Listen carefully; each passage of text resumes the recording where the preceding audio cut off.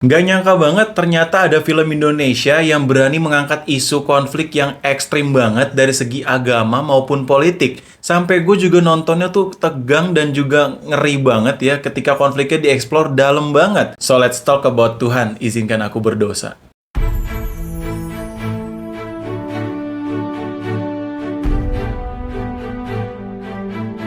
Aku memilih mencintaimu dalam diam, ya Allah. Beliau ingin ta'aruf ke Kiran. Makanya saya antusiasnya kok gitu. Kejebak perkawinan usia muda. Percaya mereka terus kira sama siapa, Bu? Buruk meraka. Hai film lovers, welcome back again with me, Ali dari Film Lovers Indonesia, teman filmmu. Dan kali ini gue mau nge-review film Indonesia dari sutradaranya Mas Hanung Bramantyo yang berjudul Tuhan Izinkan Aku Berdosa. Sebenarnya film ini juga udah sempet tayang di bioskop beberapa bulan, dan sorry banget gue belum sempet nonton waktu itu, dan baru aja sempetin nonton sekarang. Dan ternyata gue terpukau dan nyesal banget ketika gue nggak nonton di bioskop. Dan jujur film ini juga open-minded banget, nggak cukup dari segi pemahaman agama, liberal, dan sebagainya, tapi ini bener-bener kita harus open-minded buat memahamin dan juga mengikuti alur cerita dari film Tuhan Izinkan Aku Berdosa ini. Dan film ini juga ditayangkan di Netflix dengan judul berbahasa Inggrisnya Her Lord Prayers, atau yang berarti Doa Sang Pelacur. Dan juga sebenarnya film ini diangkat dari novel dari Bapak Gus Muhyiddin yang berjudul Tuhan Izinkan Aku Menjadi Pelacur. Namun sebenarnya juga Mas Hanung pengen mengangkat judul yang sama, tapi sayangnya dunia perfilman belum sebebas dengan dunia novel. Jadi di sini ada penghalusan kata atau kalimat yang menjadikan dari Tuhan izinkan aku menjadi pelacur menjadi Tuhan izinkan aku berdosa. Dan tapi juga nggak menghilangkan maknanya di film ini, dan tentu saja masih enak banget buat ditonton. Dan buat teman-teman film lovers, gue bakal mengingatkan juga di video kali ini nggak cuman berfokus kepada review dari film ini aja, tapi gue juga bakal berfokus untuk lebih ke discussion filmnya, untuk berdiskusi tentang filmnya, dan gue bakal membahas beberapa teori yang digunakan di dalam film ini dari segi agamanya, politikalnya, dan juga violence-nya. Dan jujur juga tiga topik ini bener-bener ekstrim ya, karena emang di film ini bener-bener dieksplor lebih dalam banget dari segi agama, politik, dan juga violence-nya. So, teman-teman film lovers, gue harap bisa bijak untuk nonton film ini, dan juga kalian bisa diskusi juga bareng gue di kolom komentar. Sedikit sinopsis tentang film Tuhan Izinkan Aku Berdosa ini adalah menceritakan tentang seorang perempuan yang datang dari keluarga berlatar belakang Islam yang begitu kuat, bernama Kiran, dan dia juga mengikuti kelompok kajian Islam yang menggunakan dakwahnya secara tegas dan keras. Sampai ketika dia harus merasakan kekecewaan yang hebat ketika pimpinan ustadz dalam kajian Islamnya dia memfitnahnya. Hingga pada akhirnya rasa kekecewaan yang begitu dalam menuntun dia untuk menentang Tuhan. Dan sampai ketika dia harus tenggelam pada dunia yang kelam. Sampai di sini aja untuk sinopsisnya, dan langsung aja kita masuk ke review session.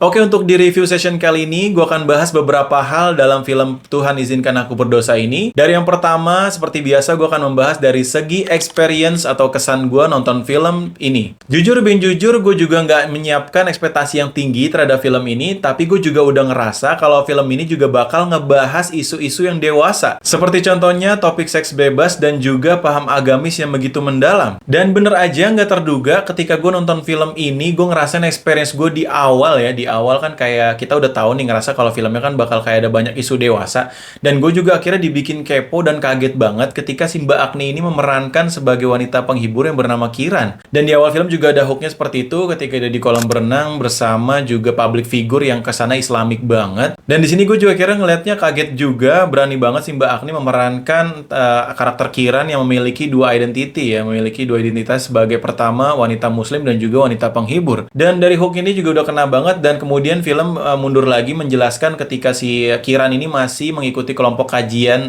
Islamnya ya, dan juga waktu pas dia lagi masih kuliah juga bersama dosennya gitu yang nama Pak Tomo juga. Dan sampai momen ketika si Kiran sini mulai ngerasain kecewa yang begitu mendalam, di sini gue kayak gak siap banget sama konflik-konfliknya karena emang bener-bener ekstrim ya, atau gue bisa bilang ini konfliknya deep banget ya, konfliknya deep banget dari segi agamisnya, yang dimana kan kita lihat bahwa ustadz yang bernama Budarda ini memfitnah dia, dan akhirnya kelompok kelompoknya mulai meneror dia karena nggak nyangka bahwa si Kiran berani menentang dan juga memfitnah si Ustadz ini yang padahalnya enggak. Dan di sini gue juga akhirnya mulai ngerasa tegang dan kasihan banget ngeliat si Kiran yang dituduh dan difitnah juga sama Ustadznya. Dan akhirnya gue ngerasa juga Mas Hanung keren banget berani untuk ngebawa cerita se-ekstrim ini ke layar lebar ya, dimana kan kita bisa lihat gambar. Kalau novel kan cuma tulisan yang kita bisa baca dan juga nggak banyak orang yang mungkin ya tahu ya novel aslinya, tapi kalau di film layar lebar banyak orang yang bisa nonton. Dan yang kerennya lagi dan yang gue bikin salut dan kerennya lagi bahwa berhasil banget film ini menggambarkan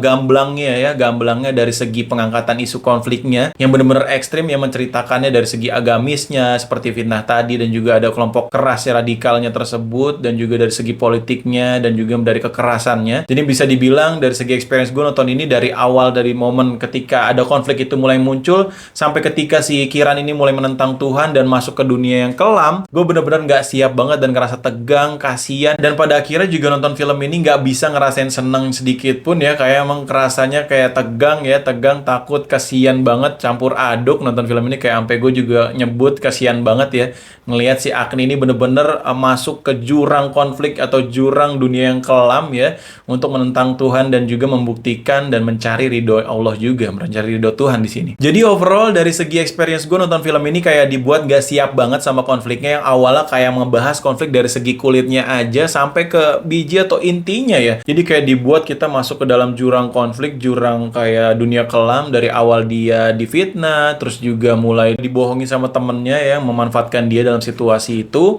terus juga sampai ke adegan dosennya dan juga sampai ke bawah-bawah banyak banget. Jadi kayak emang gak siap banget ini film, kayak bener-bener mengeksplor konflik yang begitu dalam hingga penonton tuh kayak gue juga ngerasain kayak takut dan sampai tegang banget nonton film ini. Dan untuk yang kedua, dari story idea atau topik yang diangkat dari film ini ya, jujur emang keren banget pol-polan, dan ini juga kayaknya nggak bisa sembarangan orang tuh nonton film ini. Dan kayak ngerasa juga film ini juga bukan untuk remaja ya, film ini kayak emang orang-orang yang udah bisa berpikiran terbuka dan dewasa juga melihat konflik yang begitu dalam dan juga terlalu ekstrim di film ini. Kayak gue aja sebagai penonton yang bisa dibilang gue agak terbuka ketika nonton film, tapi gue ngerasa juga kayak deg-degan dan kayak nggak siap banget terima pemahaman dari segi agama Islamnya. Dan gue juga bakal bahas teori-teori di film ini, banyak banget kayak emang isu-isu Islamofobia, radikalisme, dan juga munafik, dan seperti apa politikal masih banyak banget. Kayak bener-bener gue ngerasa Bapak Gus Muhyiddin di sini kayak bener-bener niat banget dalam riset emang gitu mendalam, karena ini bener-bener isu yang emang konfliknya ekstrim banget dari segi agamis, politik, dan juga kekerasannya kuat banget untuk menggambarkan perjalanan spiritual dari seorang karakter yang tadinya berlatar belakang Islamis banget hingga ke dia masuk ke dunia yang begitu kelam, dunia yang begitu gelap ya, untuk kembali lagi mencari ridho, kembali ke sisi terangnya. Jadi bisa dibilang dari segi pemilihan cerita, ide cerita, topiknya juga bener-bener kuat, gue suka banget, dan juga berhasil banget menggambarkan di film ini. Kayak bener-bener gue juga ngerasa film ini kayak suatu adegan yang runtun ketika orang mulai dari menentang sampai bertobat kembali. Jadi bisa gue bilang dari segi story idenya emang keren parah ya. Dan untuk yang ketiga yaitu dari segi sinematografi. Jadi juga banyak banget sebenarnya scene-scene yang perlu dimaknai juga dari pengambilan gambar dan juga lightingnya ya. Di sini gue gabung aja deh sinematografi sama dari segi teknik lightingnya. Dan juga untuk segi sinematografinya bisa gue bilang untuk shotnya mostly nyaman ya, nyaman banget karena emang nggak terlalu banyak banget pergerakan atau teknik sebagainya. Paling ada satu teknik aja dari segi getar ya, yang kita bisa lihat tuh kadang lagi momen konflik bahwa pengambilan gambar tuh kayak getar-getar gitu ya. Dan gue juga ngerasa bisa dimaknai atau diinterpretasi bahwa scene yang diambil secara getar itu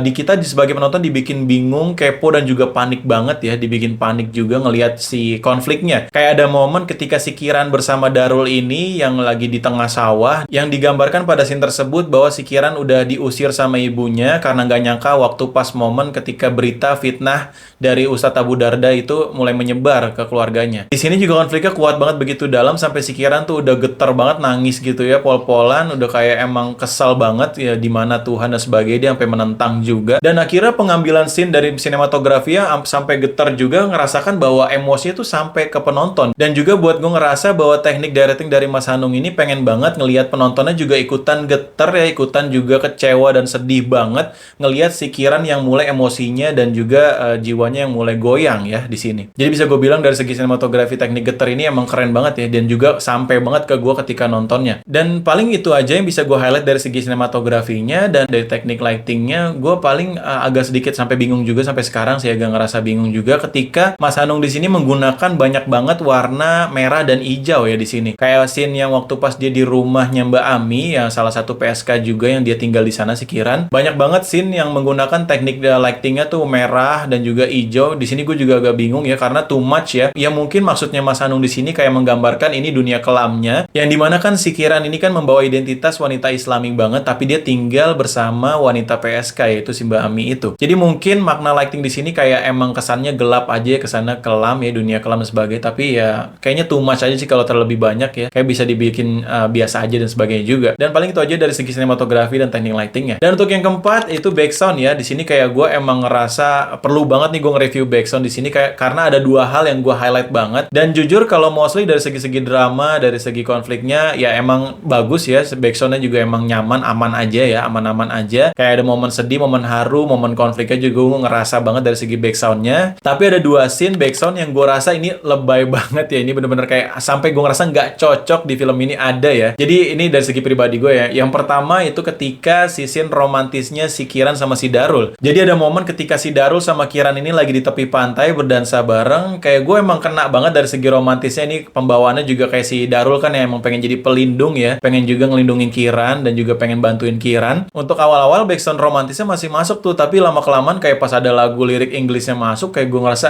ini too much dah. Kayaknya over nih, kayaknya lebay dah. Kayak nggak usah banget kayak ada lirik-lirik Inggrisnya aja. Dari segi backsoundnya aja gue pasti udah kena banget. Dan itu dari segi backsound yang pertama. Yang kedua ini udah nggak bisa ditolerir lagi ya teman-teman, pas di ending scene, yang mana kan kita lihat tuh bahwa si Kiran itu udah berhasil menyebarkan video dari USB-nya melalui TV kan ya. Dan itu kan ketika momen ending scene ya, filmnya udah habis tapi malah disetelin lagu funky hip hop yang kayak tet oi oi gitu atau apa yang ngerem-ngerem gitu ya.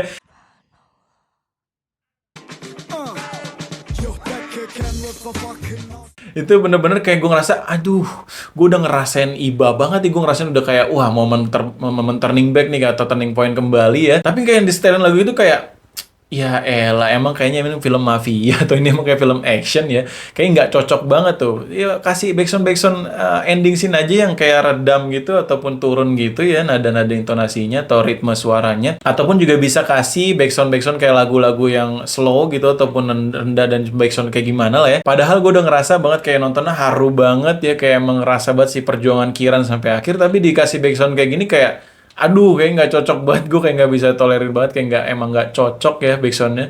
Aduh, ya itu paling segi backsound aja ya. Dua, overall sih emang bagus banget. Jadi gue kesampingin aja nih dari segi ending scene backsoundnya ini. Dan untuk yang terakhir, yang kelima, yaitu dari segi karakter. Tentu aja kayak nggak seru banget kalau kita nggak bahas karakter di film ini. Karena karakter di film ini bener-bener mantep banget ya, ngebawa, ngedeliver film ini, ngedeliver plotnya tuh bagus banget. Gue juga applause banget kepada actingnya Mbak Agni Hak di sini sebagai Kiran, dan juga actingnya Pak Tomo di sini yang juga ngedeliver juga rasa konfliknya di sana. Membuat gue juga kayak rasa keselnya, ngerasa juga tegangnya dapat banget. Jadi kayak peran Kiran dan Pak Tomo di sini kayak menggerakkan cerita banget ya. Di sini emang gue bisa bilang keren banget. Dan gak heran juga sampai Mbak Agni mendapatkan Piala Movie Award di sini sebagai Best Actress ya di film Tuhan Izinkan Aku Berdosa. Apalagi di sini Mbak Agni juga bisa memerankan Two Identity. Yang pertama sebagai Muslim woman yang emang kayak wanita muslimah banget. Di sini kayak ceritanya waktu dia masih belajar dan juga masih pengen banget dakwah secara Islam ya. Dan juga untuk identitas kedua di mana sebagai sex worker di sini kayak emang bisa ngebawa banget, ngedeliver banget. Ya sampai juga dia kan harus ngebawa identitas Islam, dia pakai pakaian muslim tapi bisa kerasa banget galaknya, bicinya juga, itu bener-bener kelihatan banget. Jadi emang gue cukup applause banget untuk Mbak Agni di sini. Dan juga untuk yang kedua dari Pak Tomo yang diperankan oleh Pak Doni Amara di sini kayak bener-bener gue ngerasanya keren banget ya acting beliau. Kayak gue ngerasa banget karakter Pak Tomo di sini kayak menjaga banget atau memegangkan banget si karakter Kiran di sini yang kayak yang dia harus menjadi sex worker. Kayak emang actingnya terjaga banget ya, emosinya juga terdeliver banget karena adanya peran Pak Tomo di sini. Kayak kesannya pas ketika ngeliat Pak Tomo tuh kayak bawanya kesel dan juga kayak pengen banget rebellion atau memberontak dan sebagainya. Kayaknya seperti itu yang gue rasa di film ini. Dan sisanya untuk karakter minornya mantep-mantep banget di sini, kayak bisa ngebawa banget konfliknya tersendiri. Kayak Ustadz Abu Darda di sini dan juga kayak Darul di sini dan juga Mbak Ami sebagai sex worker juga, tapi kesan polos dan ibunya dapat banget. Jadi kayak banyak banget karakter minor di sini yang gue ngerasa hidup banget dari pembawaan ceritanya, yang gue ngerasa juga ya gue ikut masuk banget ke dalam film ini ya dari segi karakternya. Jadi overall bisa gue bilang untuk karakter di film ini juga emang pada mantep banget ya. Dan itulah dari segi review gue terhadap film Tuhan Izinkan Aku Berdosa yang bisa gue bilang mantep-mantep banget ya. Paling segi backsound aja tuh yang kayak kurang banget cocok ya. Dan overall kayaknya mantep banget dari segi karakter semua dan sebagainya. Dan oke, kita langsung aja masuk ke film discussion session.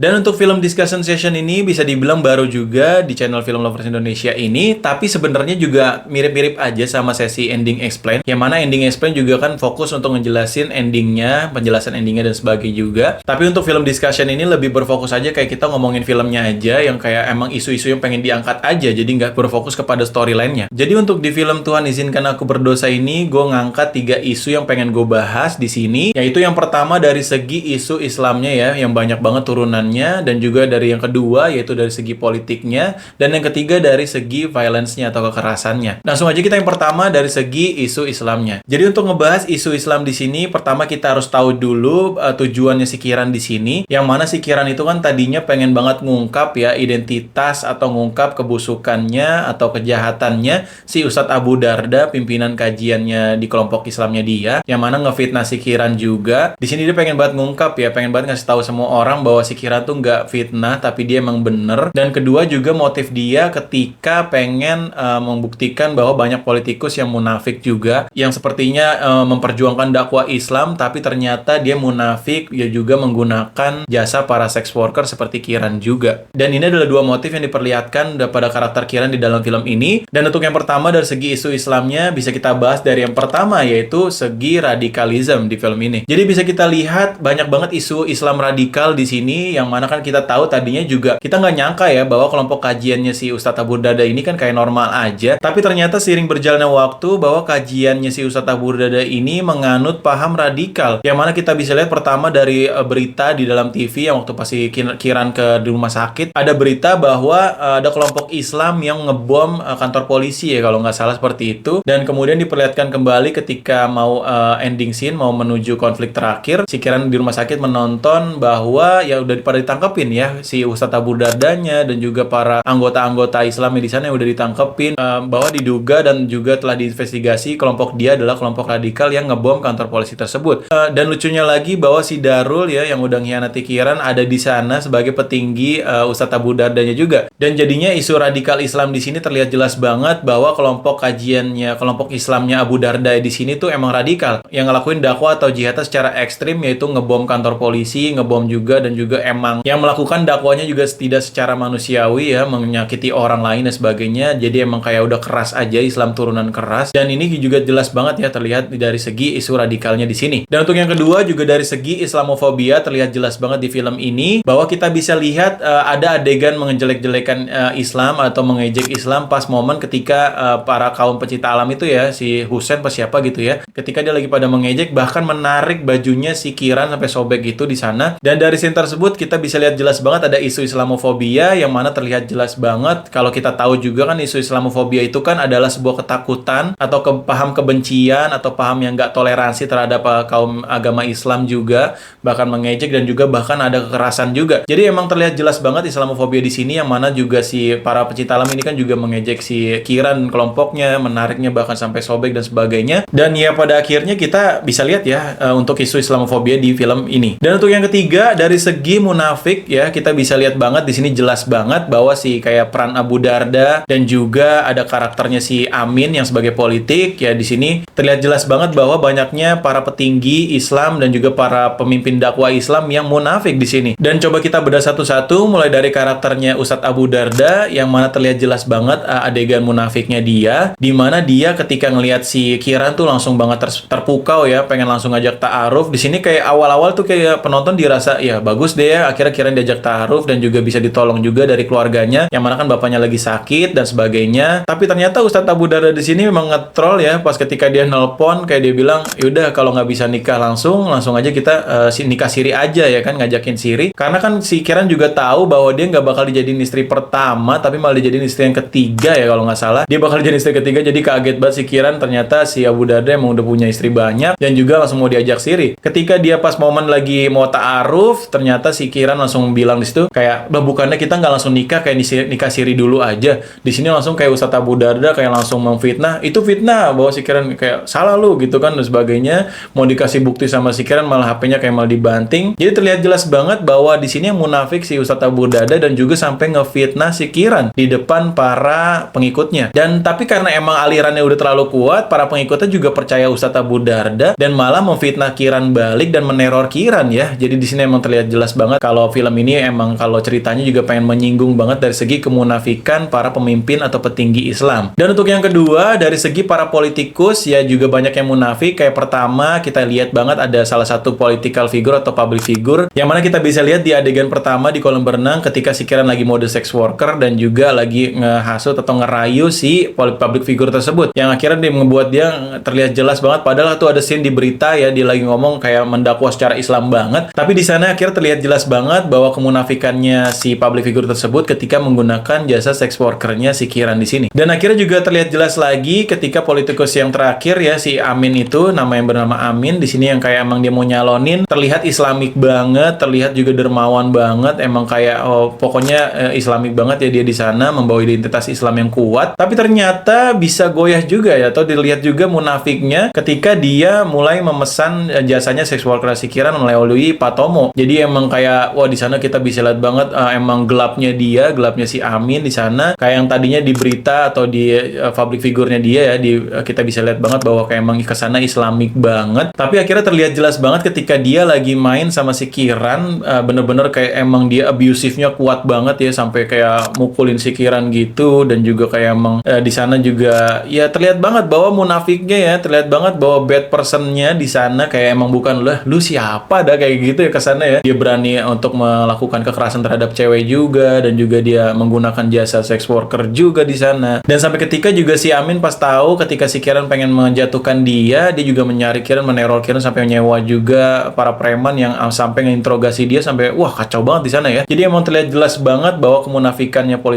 kemunafikannya si Amin di sini terlihat jelas banget. Ya itulah yang pengen disampaikan dari film ini, kayak emang gue bilang isunya ekstrim banget ya, dan emang kayak isunya bener-bener ya pinggir jurang banget ya. Ya tapi emang digambarkannya keren banget di film ini. Dan untuk yang kedua dari segi isu politiknya yang kita bisa lihat banget juga ekstrim banget ya. Tadi seperti gue bilang juga sebenarnya sama aja, yaitu ketika si politikus ini yang bernama Amin ini digambarkan berbeda banget ya, ketika di depan layar, di depan warga dia bersikap Islamik banget, dermawan banget, dan juga kayak emang kesan pendakwah banget ya, ataupun emang agamis banget. Tapi ternyata dia emang bener-bener sosok yang menipu banget ya. Jadi kayak emang dia di belakang layar tuh kayak emang keras ya, sifatnya keras, kejam, dan juga kayak emang haus akan jabatan dan sebagainya. Jadi emang terlihat jelas banget di film ini. Dan juga bisa terlihat jelas bahwa si Amin ini kayak emang rela alin banget untuk ngejar si Kiran yang kayak penyewa preman juga sampai interogasi, bahkan hampir mau dibunuh dan sebagainya juga di sana. Emang sampai kayak ada korban juga ya, banyak banget. Jadi emang segi politiknya dapat banget, kayak emang kesan pengen nutupin kasusnya itu kayak niat banget sampai nyewa hacker dan sebagainya. Jadi ya emang ekstrim banget ya isu politik di sini, kita bisa lihat banget di film Tuhan Izinkan Aku Berdosa ini. Dan untuk yang terakhir dari segi isu yang bisa gue bahas dari segi kekerasan atau violence ya. Jadi di sini gue kayak ngerasa takut dan tegang banget ketika ngeliat si Kiran bener-bener kayak dilakukan abusive banget ya, dilakukan di violence banget, sex violence dan sebagainya sama si Amin ya, ketika dia juga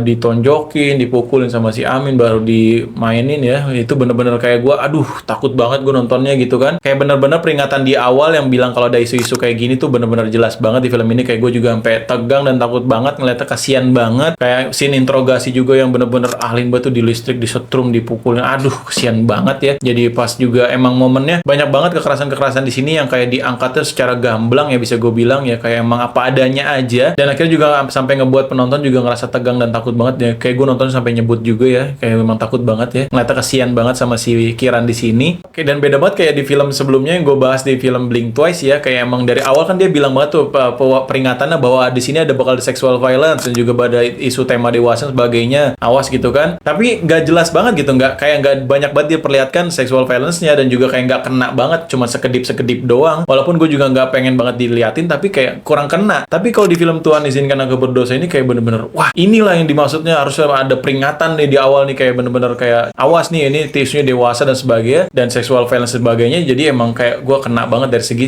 sexual violence di sini ya, atau kekerasan lainnya juga emang kena banget di film ini, bener-bener pol-polan ya. Oh iya, ada satu lagi isu yang gue pengen banget bahas di film ini, kayak bener-bener segi jihadnya ya. Mohon maaf dengan menggunakan kata Islam ya, kalau gue salah tolong dikoreksi. Dari segi jihadnya si Kieran di sini kayak memperjuangkan Islam, mau pengen dakwanya menggunakan jalur kelam ya, atau jalur gelap ya. Dia menggunakan dark side into bright side ya, dimana dia harus masuk ke dalam dunia kelam, dunia gelap, sampai dia harus tobat dan juga masuk ke sisi terangnya dia. Diperlihatkan jelas banget bahwa pas lagi momen dia menentang Tuhan di gunung itu, di paling tinggi tersebut, dia menentang Tuhan, pengen menggunakan badannya ini sebagai pembuktian dari orang-orang yang munafik yang menggunakan badan dia dan juga sebagainya. Dan dia juga pengen banget diperhatikan Tuhannya dan juga pengen mencari ridho Tuhannya melalui cara yang gelap ini ya, hingga dia harus memasuki dunia kelam, menjadi sex worker di sana. Dia juga membawa identitas Islam dan juga pengen mengungkap kemunafikan para petinggi Islam atau para politikus Islam juga. Di sini benar-benar jelas banget, sampai dia juga momen tobatnya di gunung itu lagi, yang ketika dia harus jatuh juga di sana dan sadar bahwa dia terlalu berlebihan. Dan di sini terlihat jelas banget bahwa kayak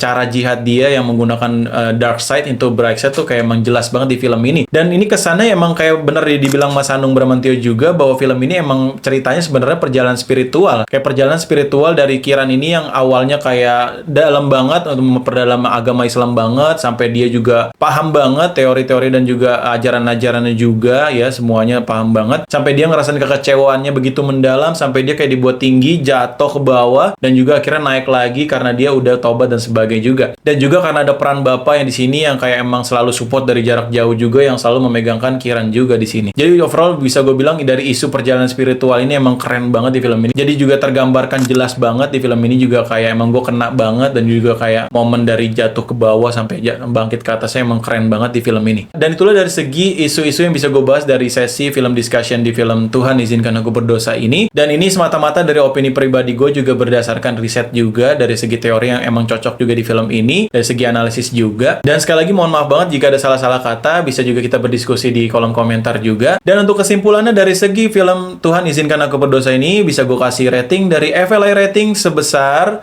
9, yaitu wah gila, keren parah. Jadi bener-bener film ini emang wah gila, gue nggak siap banget dari konfliknya, dan juga ngerasa keren banget bahwa Mas Hanung di sini bener-bener melihatkan gambaran gamblang banget ya, isu-isu konflik dari agamanya diperlihatkan, politiknya diperlihatkan, kekerasan diperlihatkan. Dan kayak gue juga nggak bisa ngerasa banget seneng ya, kayak pas dia lagi momen jadi sebagai sex worker, atau momen dia sebagai woman yang muslim identitas Islamnya, kayak bener-bener gue ngerasanya kasihan banget, kayak nggak tega banget. Apalagi si Darul ngetrol ya, katanya mau jadi penjaga pelindung tapi malah ninggalin. Kesel banget gue juga. Dan juga ibunya yang nggak selalu percaya sama dia ya kan, kasihan banget itu bener-bener. Film ini bener-bener kayak gamblang banget menceritakan apa adanya tentang isu perjalanan spiritual si Kieran ini. Bisa gue bilang emang keren banget di sini. Wah gila, keren parah ya pokoknya film ini. Ya, film Tuhan Izinkan Aku Berdosa ini paling ya kayak backsound terakhirnya aja tuh, aduh tolong banget ya, jangan dikasih tuh funky hip hop dan sebagainya.